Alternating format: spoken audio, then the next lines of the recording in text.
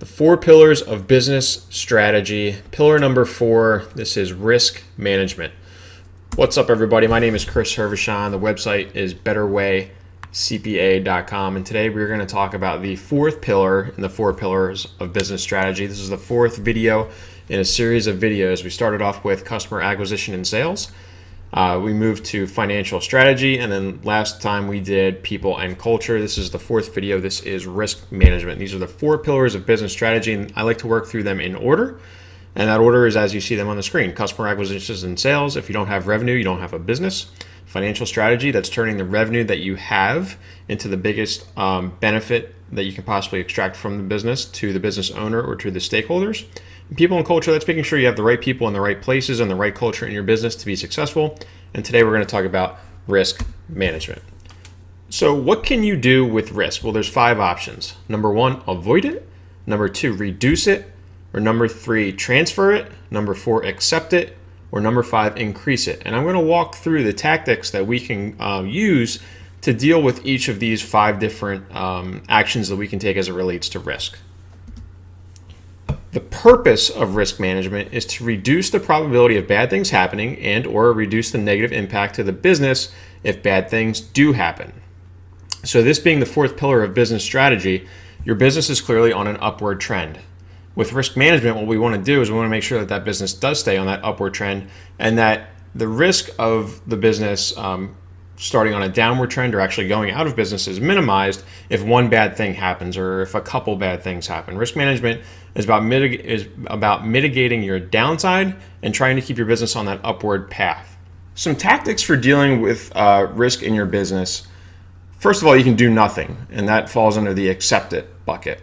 Basically, you just go along as you're going.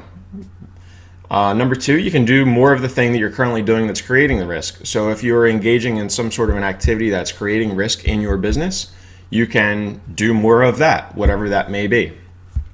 Or if you're contemplating on taking on a new activity in your business or contemplating a new process, a new procedure, a new product, things like that, you can just not do that, which is risk avoidance. So something that's going to create a new risk, you can just not do that. Or something that's creating a risk in your business currently, you can just stop doing that altogether.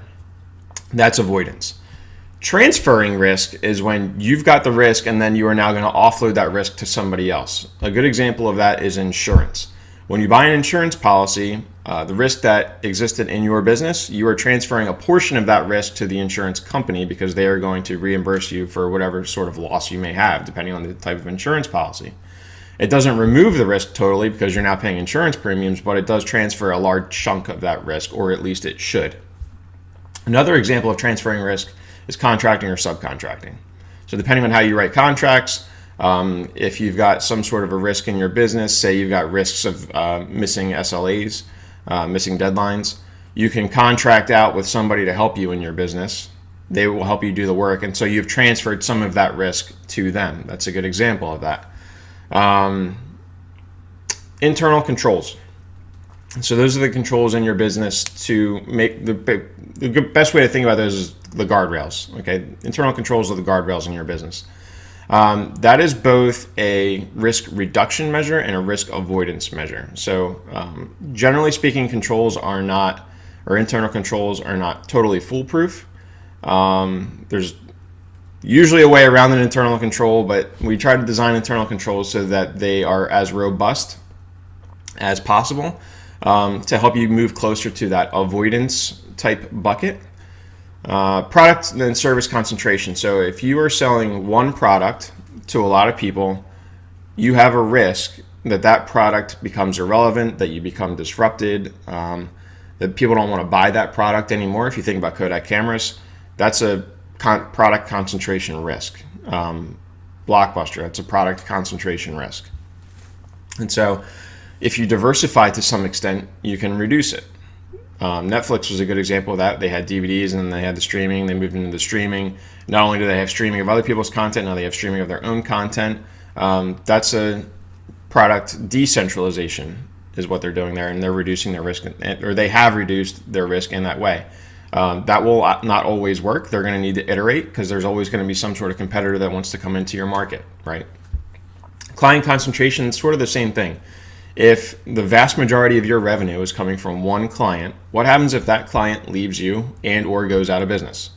So you need to have some sort of dilution as far as your client pool to get you to a point where if one client leaves you, it's not going to impact your business in such a way that it's going to put you out of business or that you're going to have to make severe cutbacks into your business. Capitalization, I talk about this in a couple of other videos, but this is having enough cash in your business when you get started or as you're continuing to grow, whereby it gives you time to allow your strategy to play out. When you implement a strategy in your business, it's not going to, generally speaking, be an overnight success. It needs time to play out. You need time to market it. You need time to test and tweak that strategy. You need time to get feedback from your customers on that strategy or whether or not it's working. So capitalization allows you to kind of have something that you can burn through if you have to, in order to give you the time to iterate toward better and to allow your strategy to play out. And then finally, disruption and strategic planning, hard and soft trends. I've talked about this in quite a few videos and quite a few Quora posts as well. But strategy built around hard trends is lower risk than strategy built around soft trends or strategy built around no trends at all. Hard trends are future facts. They are things that are absolutely positively going to happen in the future that are going to impact your business. Good examples of hard trends are an aging population right now with the baby boomers. Data, there's more of it. It's coming faster. The Internet of Things, there are things that are things like your refrigerator, your oven that are connected to the Internet now. That were not previously connected to the Internet. I can tell you that my dishwasher right now is not connected to the Internet, but I would suspect that my next dishwasher probably will be. Whether I like that or not, I don't know. But these are things that are happening, that are going to happen, and they are going to impact your business. So you need to think about those things that are definitely going to happen, how they're going to impact your business, and then try to fold that into your strategy going forward. That makes your strategy much lower risk than if you otherwise would not do that. So here are some examples of insurance, which is transferring risk. I'm going to go through these. I'm also going to go through some examples of internal controls because those are the two most common buckets, I think, of what to do with risk. General liability insurance, commercial and property insurance, professional liability insurance, workers' compensation insurance. These are all the insurance types that you're probably most familiar with. Business income insurance, so if you have a fire, a flood, things like that. Back when I was a forensic accountant, I used to deal with this a lot. But basically what that does is if you are down for a period of time or out indefinitely, the insurance company will cover the lost income that you would have had you operated normally. So a hurricane comes through, you're out of business for 2 weeks, 3 weeks, whatever it is. The insurance company would come in after some sort of a deductible period. So, just like your health insurance works, if you have $1,000 deductible, well, maybe your deductible on your business income insurance is a couple days. And then they would say, well, after this 3-day deductible period, for the remainder of 2.5 weeks, you would have had XYZ in lost income, and we're going to reimburse you for that amount. So that's basically just protecting your net income for a period of time if your business is down. Business owner's policy insurance, that's a bundle of the things above that. Data breach insurance, this is becoming more and more popular and more necessary. Basically, if we've seen this quite a bit in recent history. There was just actually a data breach of several hundred million records in the news a couple days ago. Target, that's a good, the retail chain, that's a good example of a data breach that happened in recent memory that was huge. They're happening all the time. They're not going to go away. As I said, data is a hard trend. The more data you have, the more data that you therefore need to secure. The more you open yourself up to hackers who probably want to get at that data. So data breach insurance is important if you are in fact breached. And commercial umbrella insurance, it's kind of your catch-all. Hence the name umbrella. So types of internal controls, and again, this is reducing and or avoiding risk. Segregation of duties. So you don't want somebody who is receiving the cash and also depositing the cash. You want to segregate that. That's an example of that. AP approval workflows. A bill comes into your business. Before that bill gets paid, you want it to go through the appropriate chain of approvals so that bill is determined to be appropriate and that it's appropriate to then cut that check to your vendor. Consistent account reconciliation. This is one of the best things that a small business can do as a control in their business, is to reconcile your accounts on a regular basis. This is a good way to catch errors. This is a good way to make sure that you're operating with good data in your business. I talk about this a lot, but financial information is something that should be informing strategic decision making. If you don't have good financial information, if your accounts aren't reconciled, garbage in, garbage out. Physical audits. So how often does your company do inventory? That's a good example of that. Physical or software access limitations. How good are your passwords? Who has access to different parts of your software infrastructure? Does everybody have access? A good example, if you have a QuickBooks file, is everybody listed as an administrator? Is everybody a user? There's a vast difference. It limits the amount of information that people can get to, because not everybody needs to have access to all information in your business. Password change policies. How often are you changing passwords or requiring password changes? What sort of format are you requiring for passwords? Are they strong passwords? That gets back to the whole data security policy. Data encryption, same thing. Is the data encrypted in your business? Are you making sure that the data is encrypted? Do you know what data encryption is? Has anybody looked at your data encryption? That's another safeguard that you can have against those data breaches. Data backup, if you do have a breach, if you get one of those ransom type viruses, if you have a hurricane, fire, flood, is your data backed up in the cloud? Is it backed up locally? What happens if your local server goes down? You want to make sure that your data is backed up, because there is more data, as I've said twice now. And the data is going to become more and more, no matter what business you're in, the lifeblood of your business, or one of the lifebloods of your business. Periodic vendor review. You want to make sure that the vendors in your business that you're paying are real. You want to make sure that you don't have duplicated addresses. That's a good fraud check. If you've got addresses or different vendors who have the same address, is that appropriate? Is that real? That's again, very good fraud check. Customer review, same exact thing. You want to make sure that your customers are real. You want to make sure that addresses are different, or if they're not different, make sure that that's appropriate. There are instances where people own and operate more than one business from their home, or more than one business from a certain location. That does happen, but you want to make sure that it's real. Quality control. This gets back to what kind of product and service are you delivering to your customer. If you deliver a bad product or a bad service to your customer, you now have a risk of that customer going out and writing you a Google review, which is negative. If you go from a 5-star Google review to a 4-star Google review, that most likely will impact your business. That is a risk that you have. That's going to impact your revenue going forward. So we want to make sure that we're providing a high quality of product or service to the client or a customer. And we want to make sure that we have safeguards around the quality of that product or service or experience. Expense reports and review. If you've got employees in your business who are going out traveling, who are having to do client dinners, things like that, you want to make sure that the expenses are coming back into the business for review and that they're deemed to be appropriate before reimbursing that.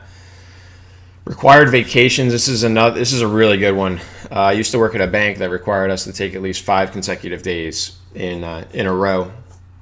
And if you ever watch any of these fraud documentaries on Netflix or YouTube or whatever, and I'm a sucker for those, but a lot of the times the frauds that go on for a really long time, the people who commit those frauds, they don't take vacation. The reason why is because if you take vacation, you have to have somebody cover for you. And if somebody covers for you and they kind of see what you're doing, they're going to figure you out, right? So a lot of these people who commit fraud, one of their tactics is to never take vacation.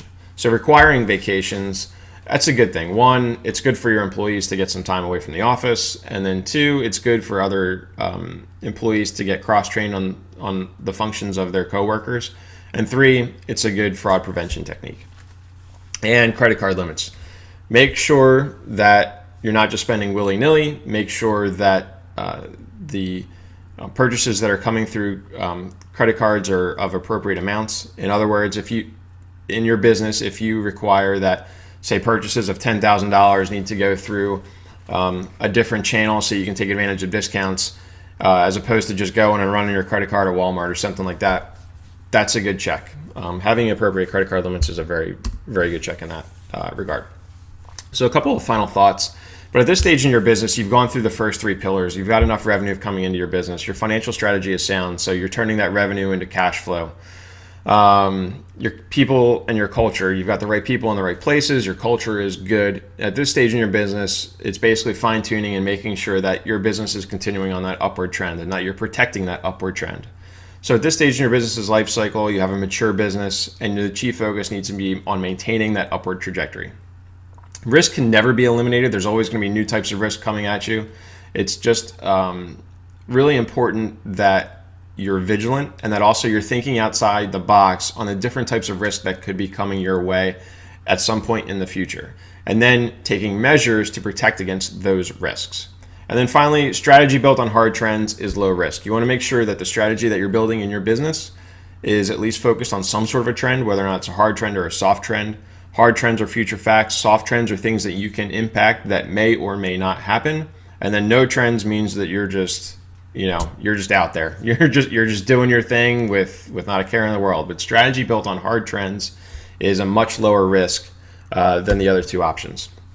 Here are some resources for today's video. There is a sample Wayfinder on my website, and I will talk about that in a second. There's a good Hartford blog on the types of business insurance that, and it's a really good list, and it describes the list that I covered here just a few minutes ago.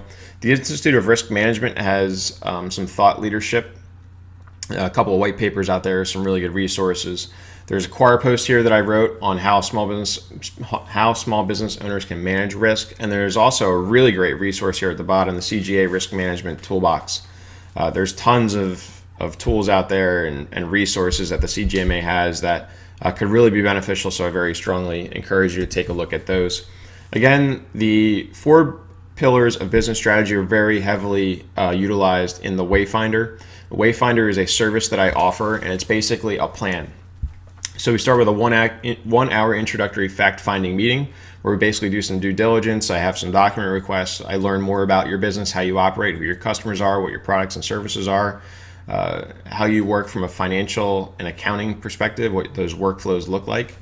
From that, I do some benchmarking, and I take that information, I synthesize it down into what's basically a plan. It's an 8 to 9 page document. It talks about the state of the industry and the economy, benchmarks you to your industry and your competitors, does the same for ratio analysis. We develop some KPIs, so that's where we figure out exactly which pillar of business strategy you should be focusing on in your business, and then developing the KPIs around that you should be measuring, that you can affect to turn your business from the business that you have and into the business that you want.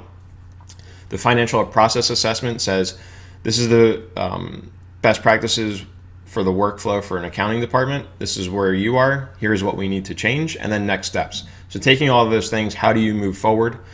Outsourced accounting is an implementation of the plan. The Wayfinder is the plan. Okay. And finally, we sit down and we talk about the plan, how you should implement it, and what your next steps are. So that's it for me. You can reach me on email, chris@betterwaycpa.com, phone number 843-608-0298. You can find me on Facebook, LinkedIn, Twitter, Quora, Instagram, and Pinterest. If you like this video, please like it and share it, and also please subscribe to my YouTube channel. That helps me to figure out what content that you like and what content I should develop in the future, and also helps me to build my audience, so I really appreciate that.